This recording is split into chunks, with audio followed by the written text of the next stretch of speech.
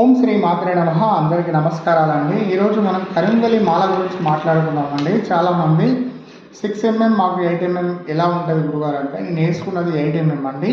కాబట్టి మీరు 8mm మాల అందరూ వేసుకోండి, చెస్ట్ కాడికి వస్తుంది. అయితే ఇది 8mm మాల అండి.